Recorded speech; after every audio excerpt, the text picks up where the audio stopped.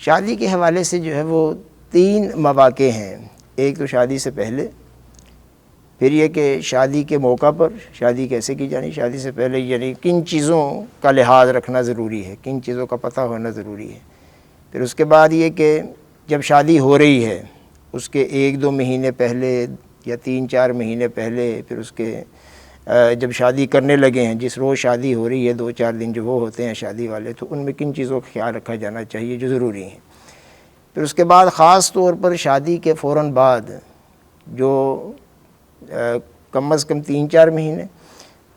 اور زیادہ سے زیادہ جو ہے وہ کوئی 8-9 مہینے تک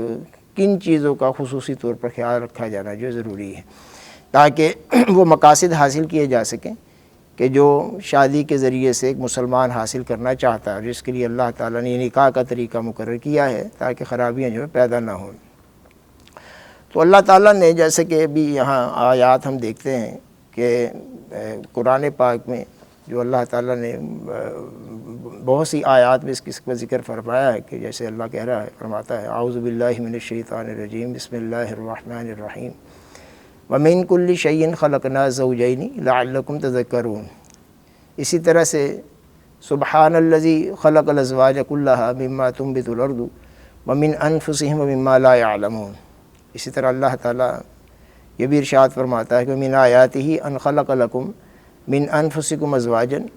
لتسکنوا الیہا وجعل بینکم مودۃ ورحمۃ ان فی ذلک لآیات لقوم یؤمنون۔ اور اسی طرح سورہ بقرہ میں بھی ارشاد ہوا ہے کہ ہن لباس لکم وانتم لباس لہن، اور وَلَهُنَّ مِثْلُ الَّذِي عَلَيْهِنَّ بِالْمَعْرُوفِ وَلِلرِّجَالِ عَلَيْهِنَّ دَرَجَةٌ۔ یہ آیات جو ہیں ان میں ساری کی ساری آیات جہاں اور دوسری چیزوں کو زیر بحث لاتی ہیں، وہاں یہ جو جوڑا ہونا ہے اور خاندانی زندگی سے متعلق جو ہدایات ہیں وہ بھی ان میں موجود ہیں، اور خاص طور پر مرد اور عورت کے حوالے سے، یعنی خاوند اور بیوی کے حوالے سے ایک دوسرے کے اعتبار سے ان کے اوپر جو ذمہ داریاں عائد ہوتی ہیں یا ایک دوسرے کے جو حقوق ہیں ان کا بھی یہاں پر ذکر جو ہے وہ ان کے اندر موجود ہے۔